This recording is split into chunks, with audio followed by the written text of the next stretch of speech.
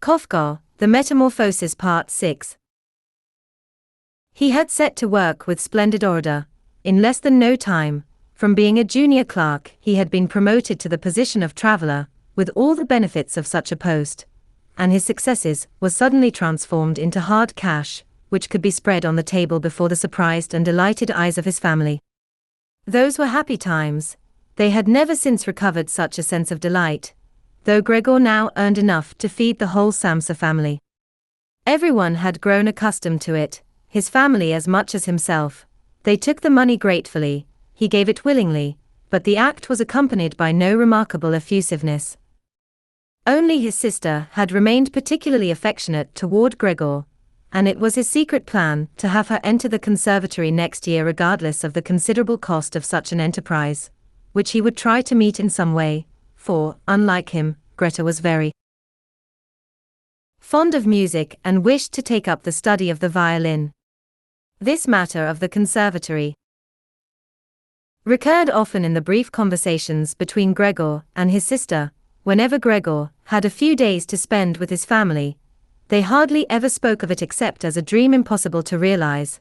His parents did not much like the innocent allusions to the subject, but Gregor thought very seriously of it and had promised himself that he would solemnly announce his plan next Christmas Eve. It was ideas of this kind, ideas completely unsuited to his present situation, which now passed constantly through Gregor's mind while he held himself pressed erect against the door, listening. He would get so tired that he could no longer hear anything. Then he would let himself go and allow his head to fall against the door, but he would draw it back immediately, for the slightest noise was noticed in the dining room and would be followed by an interval of silence. "What can he be doing now?" his father would say after a moment's pause, turning, no doubt, toward the door. The interrupted conversation would only gradually be resumed. His father was often obliged to repeat his explanations in order to recall forgotten details, or to make them understood by his wife, who did not always grasp them the first time. Gregor thus learned, by what the father said, that, despite all their misfortunes, his parents had been able to save a certain amount from their former property, little enough, it is true, but it had been augmented, to some extent, by interest.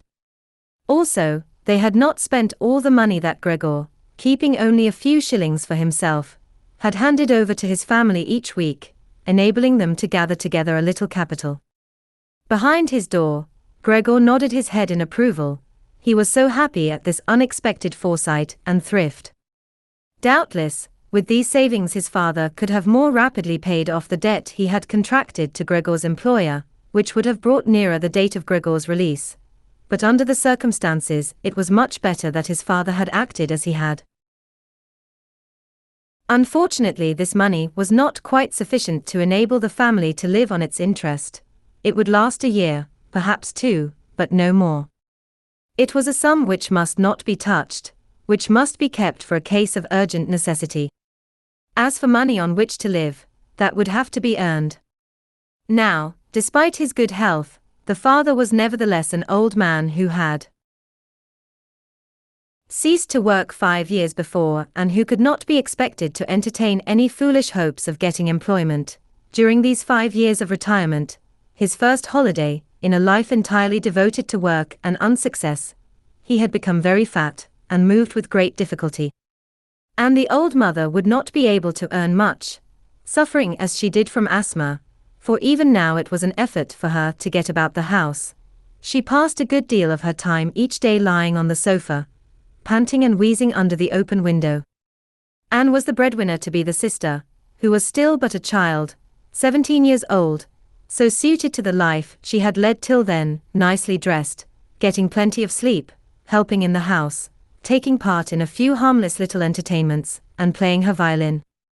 Whenever the conversation fell on this topic, Gregor left the door and lay on the leather sofa, whose coolness was so soothing to his body, burning as it was with anxiety and shame.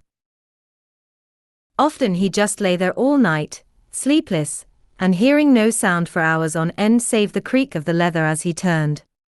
Or, uncomplainingly, he would push his armchair toward the window, crawl up on it, and, propped on the seat, he would lean against the window, not so much to enjoy the view as to recall the sense of release he once used to feel whenever he looked across the pavements. For now he was daily becoming more short-sighted. He could not even make out the hospital opposite, which he had cursed when he was human, because he could see it all too clearly. And had he not known so well that he was living in Charlottenstrasse, a quiet but entirely urban street, he might have thought his window gave out on a desert, where the grey of the sky and the grey of the earth merged indistinguishably together. His attentive sister had only to see the armchair by the window twice to understand. From then on, each time she tidied the room, she would push the armchair to the window, and would always leave its lower half openly. If only Gregor had been able to speak to his sister, to thank her for all she was doing for him, he could have borne her services easier, but as it was, they pained and embarrassed him. Greta naturally tried to hide any appearance of blame or trouble regarding the situation, and as time went on she played her part even better. But she could not prevent her brother from realizing his predicament more and more clearly. Each time she entered his room, it was terrible for Gregor. Hardly had she entered, when, despite the pains she always took to spare the others the sight of its interior, she would not even take time to shut the door, but would run to the window, open it hastily with a single push, as if to escape imminent suffocation, and would stand there for a minute, however cold it might be, breathing deeply. Twice a day she terrified Gregor with this rush and clatter. He shrank trembling under the couch the whole time. He knew his sister would have spared him this had she been able to stand being in the room with him with the window shut. One time, it must have been a month after Gregor's change, and his sister had no grounds for astonishment at his appearance. She came a little earlier than usual and found him looking out of the window, motionless, and in such a position as to inspire terror. If she had not liked to enter, that would not have surprised Gregor, for his position prevented her from opening the window. But not only would she not enter, she sprang back, slammed the door, and locked it. A stranger might have thought that Gregor was lying in wait for his sister to attack her. Naturally he hid himself under the couch immediately, but he had to wait till midday for Greta's return, and when she did come, she appeared unusually troubled. He realized that his appearance was still disgusting to the poor girl, that it would always be so, and that she must fiercely resist her own impulse to flee the moment she caught sight of the tiniest part of Gregor's body protruding from under the sofa. To spare her this sight, he took a sheet on his back, dragged it to the sofa, a task which occupied some hours, and spread it in such a way that his sister could see nothing under the sofa, even if she stooped. Had she found this precaution unnecessary, she would have taken the sheet away, for she guessed that Gregor did not so completely shut himself away for pleasure. But she left the sheet where it lay, and Gregor, prudently parting the curtain with his head to see what impression this new arrangement had made upon his sister, thought he detected a look of gratitude in her face. During the first fortnight his parents had not been able to bring themselves to enter his room, and he often heard them praising the zeal of his sister, whom they had regarded, so far, as a useless young girl and of whom they had often complained.